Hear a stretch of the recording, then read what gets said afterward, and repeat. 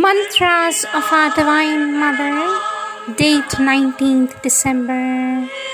Our Divine Mother says, "It is never in vain that an ardent and sincere prayer is addressed to the Divine's grace. With my blessings," says our Divine Mother.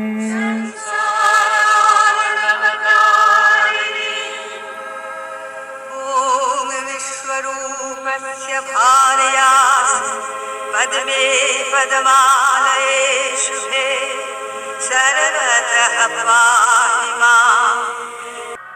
Words of our Divine Mother from the collective works of our Divine Mother, question and answers of volume 16, page 430. Our Divine Mother says to learn constantly, not just intellectually, but psychologically, to progress in order to character, to cultivate our qualities and correct our defects, so that everything may be an opportunity to cure ourselves of ignorance and incapacity. Then life becomes tremendously interesting and worth living.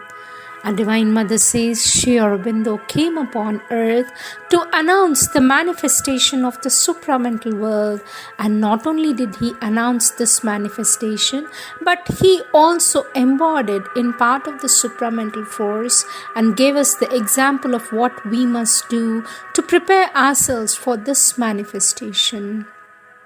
The best thing we can do is to study all he has told, strive to follow his example, and prepare ourselves for the new manifestation. Our Divine Mother says this gives life its true meaning and will help us to overcome all obstacles. Let us live for the new creation, and we shall grow stronger and stronger while remaining younger and progressive. Our Divine Mother says the energies that human beings use for reproduction and that occupy such a predominant place in their lives should, on the contrary, be sublimated and used for progress and higher development so as to prepare the coming of the new race. But first, the vital and the physical have to be free of all desires, otherwise one is courting disaster. The first thing the physical consciousness must understand is that all difficulties we meet in life come from the fact that we do not rely exclusively on the Divine for the help we need.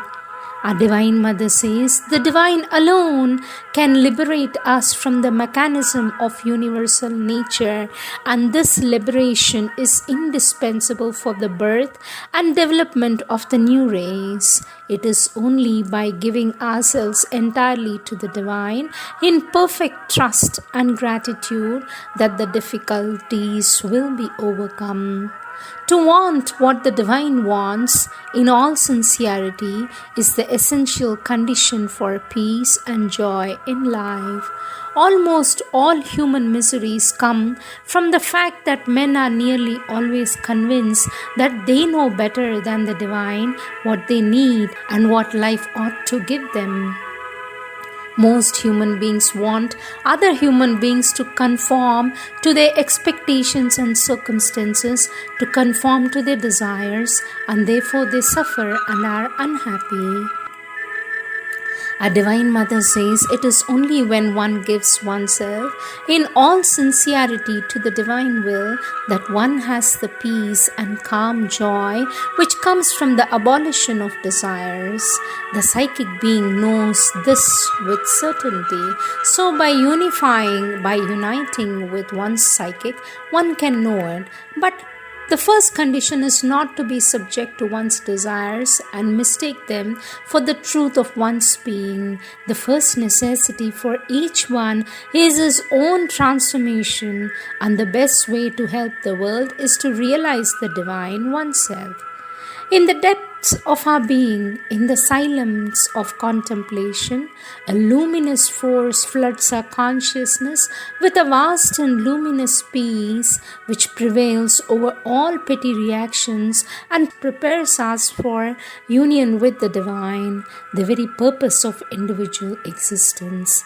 Thus, the purpose and goal of life is not suffering and struggle, but an all-powerful and happy realization. All the rest is painful illusion. Our Divine Mother says, when humanity was first created, the ego was the unifying element. It was around the ego that the different states of being were grouped. But now that the birth of superhumanity is being prepared, the ego has to disappear and give way to the psychic being, which has slowly been formed by the divine intervention in order to manifest the divine in the human being. It is under the psychic influence that the divine manifests in man and thus prepares the coming of superhumanity. The psychic is immortal, and it is through the psychic that immortality can be manifested on earth. So the important thing now is to find one psychic, unite with it, and allow it to replace the ego, which will be compelled either to get converted or disappear. So the important thing now is to find one's psychic, unite with it, and allow it to replace the ego, which will be compelled either to get converted or disappear. The first thing one learns on the way is that the joy of giving is greater than the joy of taking. Then gradually one learns that to forget oneself is the source of immutable peace. Later on, in this self-forgetfulness, one finds the divine, and that is the source of an ever-increasing bliss. Our Divine Mother says, Sri Aurobindo told me one day that if men knew this and were convinced of it, they would all want to do yoga. Human consciousness is so corrupted that men prefer the miseries of the ego and its ignorance to the luminous joy that comes from a sincere surrender to the divine. So great is their blindness that they refuse even to try the experiment and would rather be subject to the miseries of the ego than make the effort needed to get rid of them. So completely blind are they that they would not hesitate to make the divine a slave of the ego. If such a thing were possible, in order to avoid giving themselves to the divine. Our Divine Mother says, Supreme Lord, teach us to be silent, that in the silence we may receive your force and understand your will. We want to be the true servitors of the Divine Supreme Lord. Perfect consciousness, you alone truly know what we are, what we can do, what progress we must make to be capable of worthing of serving you. Make us conscious of our possibilities but also of our difficulties so that we may overcome them in order to serve you faithfully. The supreme happiness is to be the true servitors of the Divine. Our Divine Mother says, for those who want always to progress, there are three major ways of progressing. First, to widen the field of one's consciousness. Second, to understand ever better and more completely what one knows. Third, to find the divine and surrender more and more to His will. In other words, this means to constantly enrich the possibilities of the instrument, to ceaselessly perfect the functioning of this instrument. Third, to make this instrument increasingly receptive and obedient to the divine.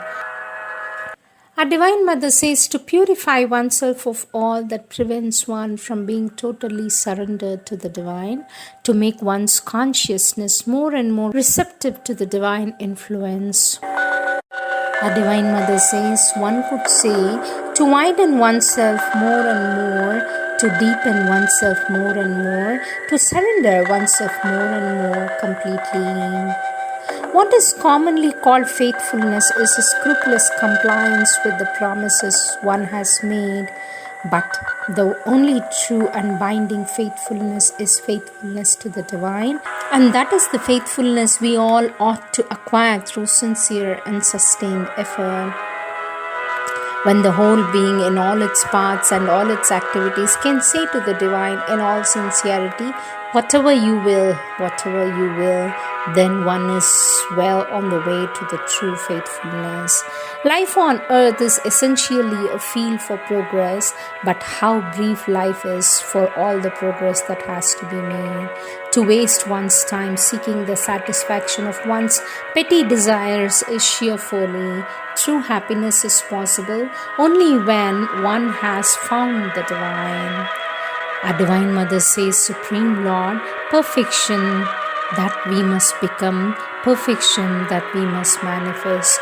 This body lives by you alone and goes on repeating to you, whatever you will, until the day when it all automatically shall know what you will, because its consciousness will be totally united with yours. Grant that I may become conscious of your presence. Lord, we implore you, grant that nothing in us may reject your presence and that we become what you want us to be. Grant that all in us may conform to your will.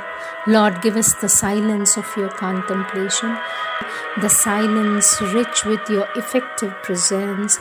Grant that our silence may be filled with your presence, that we may be fully conscious of it. Grant that we may know that you are alive, our consciousness and our being, and that without you everything is merely illusion. Grant that we may identify ourselves with your eternal consciousness so that we may know truly what immortality is. Our Divine Mother says to prepare for immortality, the consciousness of the body must first identify itself with the eternal consciousness. Let us do our best to prepare the coming of the new being. The mind must fall silent and be replaced by the truth consciousness. The consciousness of details harmonize with the consciousness of the whole. These are the words of our Divine Mother.